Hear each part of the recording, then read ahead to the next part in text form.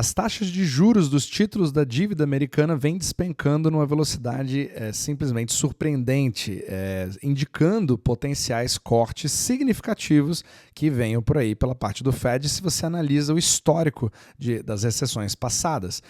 O rendimento do Tesouro dos Estados Unidos de 2 anos chamou muita atenção porque ele caiu para apenas 3,61%, o que é extremamente baixo, principalmente quando você compara com a taxa básica de juros dos Estados Unidos, que é o Federal Funds Rate, né, Fed Funds Rate, que chama a atenção de todo mundo, né, que é a única taxa de juros que parece que importa no mercado, mas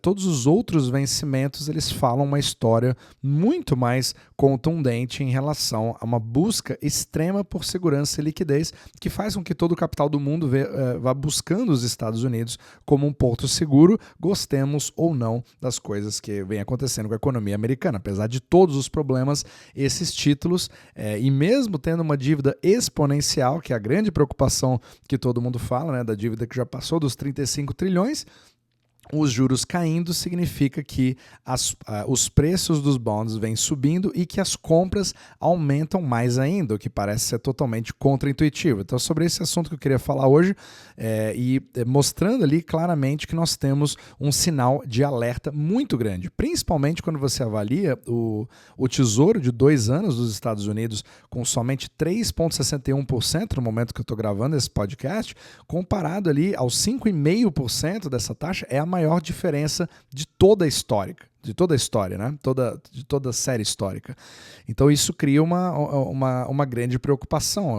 E baseado no que aconteceu no passado, você vê grandes diferenças de juros entre o 2 anos e o Fed Funds Rate, sendo um indicativo de recessão. Vamos ver o que vai acontecer. E mostrando que o Fed ele segue fortemente a tendência do de 2 anos, porque esse de 2 anos é especificamente importante porque ele tem ainda assim uma duração muito curta, né? O vencimento sendo com um prazo muito curto e você tem um juro tão baixo assim, isso dá um sério indicativo de que o mercado de bonds está gritando segurança, liquidez, né, e busca por um porto seguro.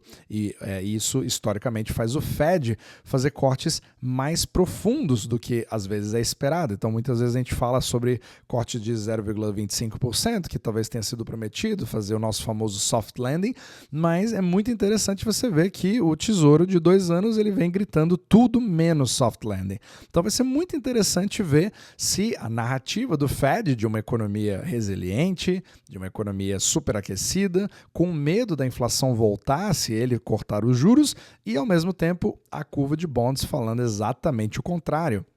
Nós já estamos em recessão e o problema é algo deflacionário e não inflacionário. Então vamos ver quem tem razão, mas historicamente a curva de juros vem ganhando os argumentos com praticamente 100% de acerto nas previsões em relação a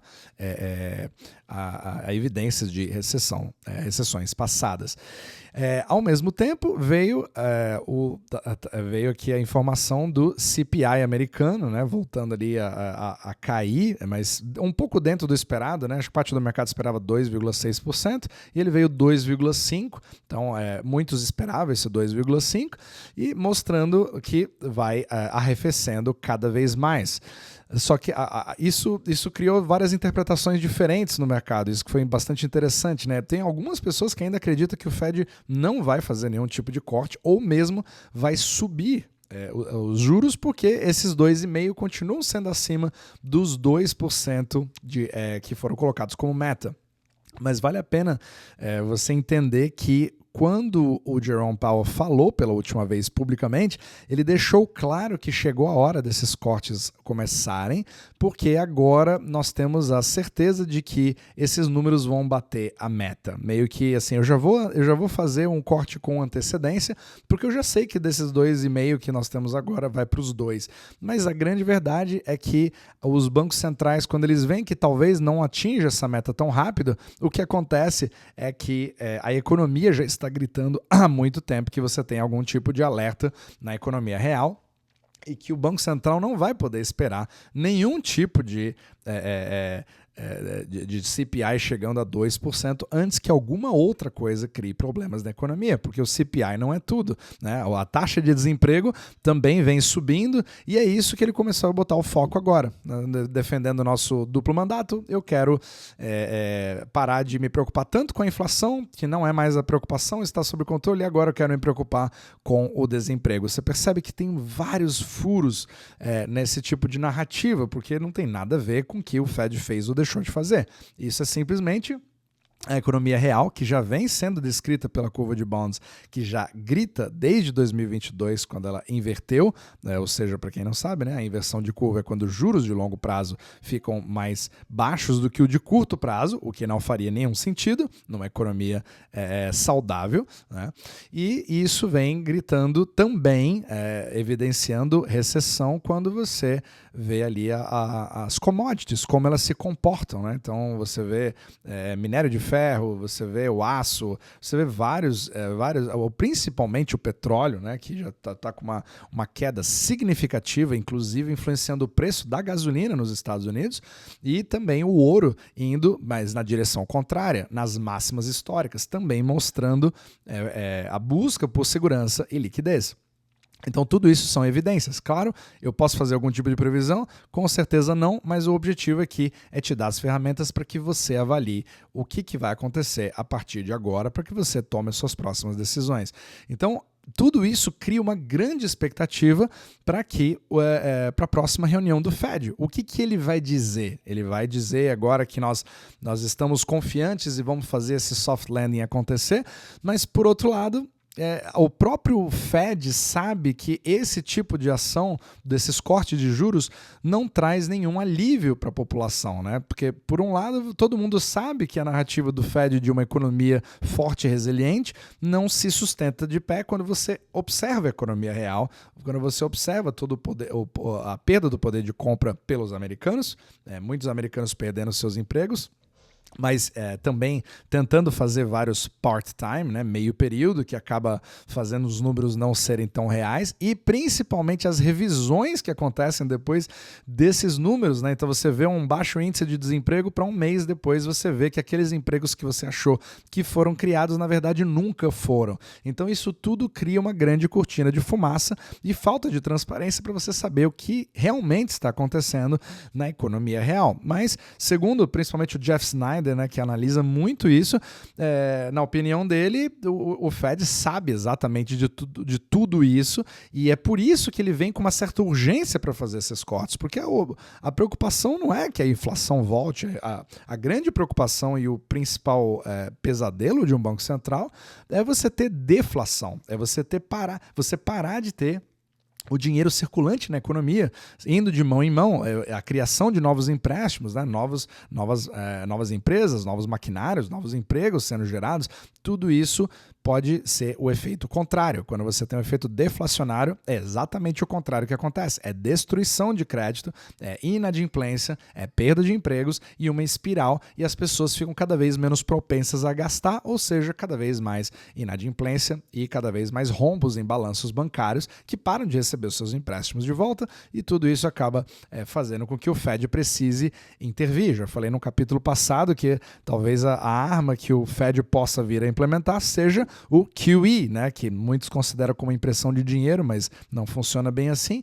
Então, tudo isso, o grande objetivo aqui é mostrar que todo esse jogo é muito mais baseado em narrativas do que ações de fato. Inclusive o próprio Alan Greenspan, que foi chairman do Fed, muito renomado, autor de livros, etc.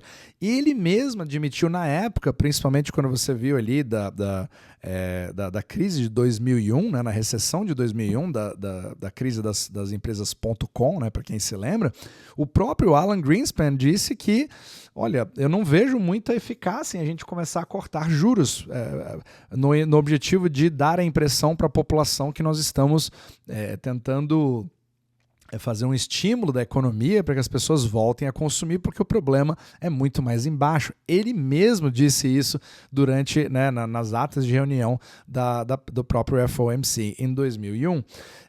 Então fica bastante complicado de você manter a mesma narrativa. Talvez muitos vão acreditar nisso e pode até fazer a bolsa voltar a subir, principalmente quando agora os juros mais baixos vão fazer todo mundo voltar a comprar casas e carros, mas o problema é muito mais embaixo. Não importa que você tenha juros mais baixos se as pessoas não têm hoje o menor índice de poupança da história, né, praticamente, com 2,9% somente da sua renda sendo poupada, ou seja, não tem capital suficiente para fazer a economia girar e as pessoas estão pensando muito antes de tomar as suas decisões de consumo.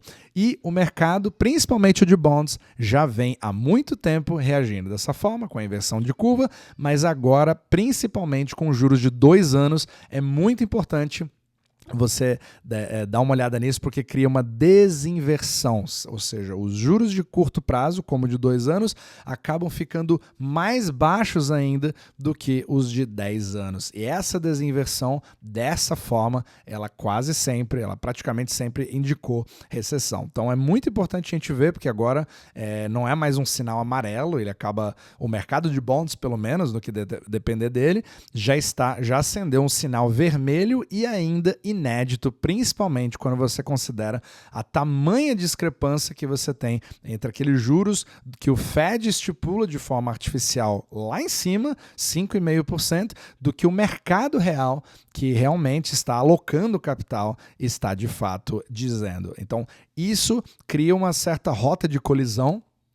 E é algo inédito que vai ser interessante ver a cena dos próximos capítulos. Talvez o Jerome Powell já esteja meio que nervoso ali, né? E precise fazer, se ele tiver que fazer cortes mais significativos, digamos 0,5 ou até 0,75, ele vai ter que trazer uma narrativa de justificar por que você estaria fazendo isso.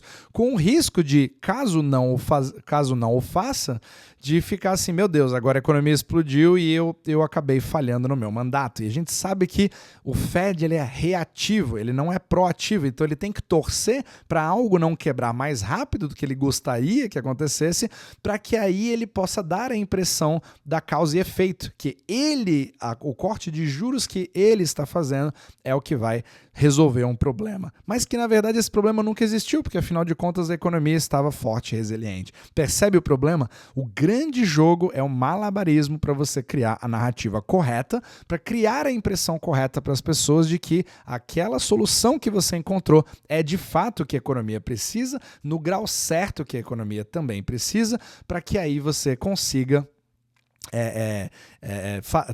passar a fazer a transmissão das políticas monetárias vinda do Banco Central, dando toda a autoridade que eles têm hoje. Percebe o problema? Mas sempre vamos viver essa dualidade do mercado real, principalmente da curva de bonds, também para a questão do que o Fed gostaria que você absorvesse, né, das suas políticas monetárias. Então, isso que eu queria te passar. Isso vai criar um grande cenário para você se preparar, né, para o próximo discurso do Jerome Powell. Leia nas entrelinhas, veja como ele vai se comportar, porque ele sempre vai criar algo que, obviamente, é um discurso preparado para ele, para passar essa confiança e esse pivot que vai acontecer. Então é um momento histórico, né, que a gente vai esperando aí há 2 anos, e vamos ver qual que é a cena dos próximos capítulos, mas principalmente se nada vai quebrar de forma muito significativa antes que o Fed possa de fato fazer alguma coisa.